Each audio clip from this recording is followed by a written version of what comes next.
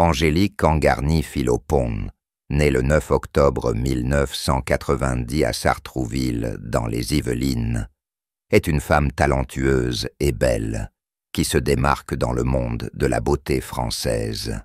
Elle a écrit un nouveau chapitre impressionnant lorsqu'elle a été nommée Miss Martinique 2024, puis est devenue Miss France 2025, marquant ainsi la 95e Miss France de l'histoire. Elle est notamment également la première Miss Martinique à être couronnée de ce noble titre. Angélique possède non seulement une beauté rayonnante, mais est également un symbole de résilience et d'effort, devenant la première candidate à se présenter à Miss France après l'âge de 30 ans.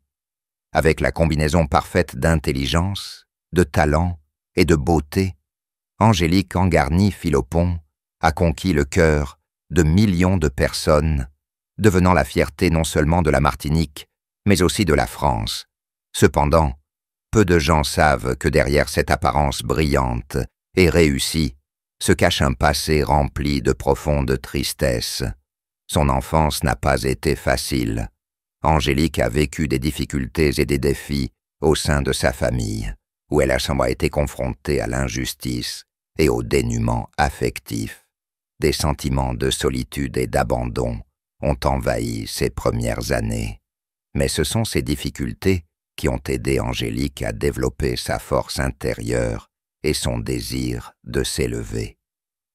Les expériences douloureuses de son enfance sont devenues la force motrice qui l'a aidée à surmonter les défis de sa vie ultérieure, la conduisant au titre de Miss Martinique 2024 et Miss France 2025, affirmant sa force et sa persévérance, la force d'une femme qui a surmonté de longues périodes sombres nuits.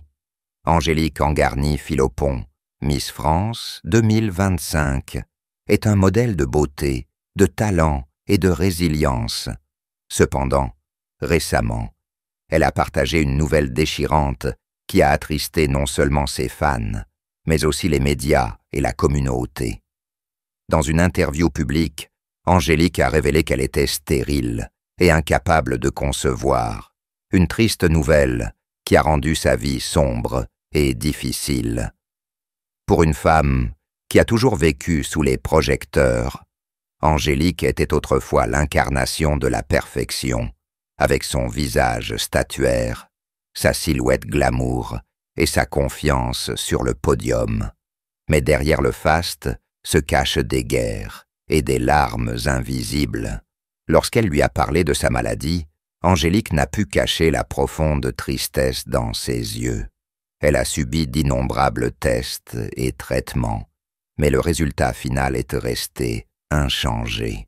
Ne pas pouvoir concevoir a été un énorme choc pour elle, d'autant plus qu'elle rêvait d'avoir une famille heureuse et d'élever ses propres enfants. C'était un sentiment douloureux qu'elle ne pouvait pas entièrement décrire avec des mots. Ne pas pouvoir concevoir n'est pas seulement une perte physique, mais aussi un grand traumatisme émotionnel. Pendant tout ce temps, elle a dû faire face à ses propres frustrations et à son anxiété face à l'avenir. En tant que femme, ne pas pouvoir remplir son rôle de mère lui donnait le sentiment d'être inadéquate, pas aussi parfaite que tout le monde le pensait. Cette tristesse ne l'affecte pas seulement elle, mais affecte également ses proches, en particulier sa famille et ses amis qui l'ont toujours soutenue et aimée. Cependant, Angélique Angarny-Philopon ne voulait pas que ce deuil perturbe sa vie. Malgré un grand défi à relever, elle a décidé d'affronter sa tristesse avec force. Dans son partage, elle a souligné que, même si elle ne peut pas tomber enceinte, elle peut toujours être mère d'autres manières, en aimant et en prenant soin des enfants qui l'entourent, ou en participant à des activités caritatives pour soutenir les enfants défavorisés. Angélique croit que l'amour n'est pas forcément lié à la capacité d'avoir des enfants, mais qu'il s'agit de partager et de donner de bonnes valeurs à ceux qui nous entourent. Malgré le grand choc, Angélique a toujours gardé son optimisme et continue d'être un modèle de résilience, d'amour et d'espoir. Elle a partagé que chaque jour est une opportunité de découvrir des joies autres que les difficultés auxquelles elle est confrontée. Elle ne veut pas laisser la tristesse prendre le dessus sur sa vie, mais plutôt l'utiliser comme une motivation pour aider les autres et créer des changements positifs dans la communauté. La profonde tristesse que vit Angélique Angarny-Philopon est une histoire de force et de résilience, un témoignage de la façon dont l'esprit peut surmonter n'importe quelle épreuve, aussi douloureuse soit-elle. L'incapacité de devenir mère a été non seulement un traumatisme physique, mais aussi un choc émotionnel pour Angélique. Le rêve de donner naissance à des enfants, de vivre le sentiment d'être mère, semblait être devenu quelque chose de trop lointain pour elle. Chaque femme a un fort instinct de donner naissance, d'élever et de prendre soin des petites créatures. Et quand ce rêve s'estompe soudainement, on ne peut s'empêcher de ressentir un vide dans le cœur, une douleur qui ne peut être comblée. Pour Angélique, chaque larme qui tombe est un partage secret de tristesse qu'elle ne peut plus cacher. Elle avait lutté contre cette perte pendant longtemps, et maintenant, en décidant de s'ouvrir, elle faisait face à la chose la plus difficile. C'était un combat sans le soutien de méthodes médicales, ni les conseils de son entourage. Le sentiment d'Angélique était celui d'une solitude totale, car elle ne pouvait pas partager cela avec ses proches. Cette tristesse a non seulement brisé le cœur d'Angélique, mais a également constitué un grand défi dans son cheminement vers l'acceptation de soi et la recherche de la paix dans la vie. Elle est peut-être toujours une reine de beauté, toujours le modèle idéal que beaucoup de gens désirent, mais elle est aussi une femme confrontée à l'une des plus grandes difficultés que la vie apporte. Cela souligne encore davantage la force d'Angélique. Non seulement elle doit faire face à la douleur, mais elle doit également surmonter les stéréotypes sociaux sur l'image de la femme parfaite. Avec le message qu'Angélique souhaite transmettre à travers son histoire, elle souhaite rappeler à chacun que, même s'il n'atteint pas ce qu'il veut dans la vie, chacun peut toujours trouver du sens et du bonheur. À sa manière, elle veut montrer au monde qu'une femme ne se mesure pas seulement à sa capacité à être mère, mais aussi à son courage à affronter les défis, à la résilience et à la force intérieure qu'elle porte en elle. Dans une récente interview, elle a révélé en larmes qu'elle était stérile, incapable de concevoir, et qu'elle ne deviendrait jamais mère comme les autres femmes. Ce fut un choc énorme pour Angélique, une beauté saisissante qui a toujours été aimée et admirée pour sa carrière réussie, et l'image idéale d'une reine de beauté. Malgré le fait qu'elle se trouve au sommet de la gloire, avec le titre de Miss France 2025, Angélique a dû faire face à une adversité à laquelle personne ne pouvait s'attendre. Elle a toujours rêvé d'une famille heureuse où elle pourrait être mère et prendre soin de ses enfants bien-aimés.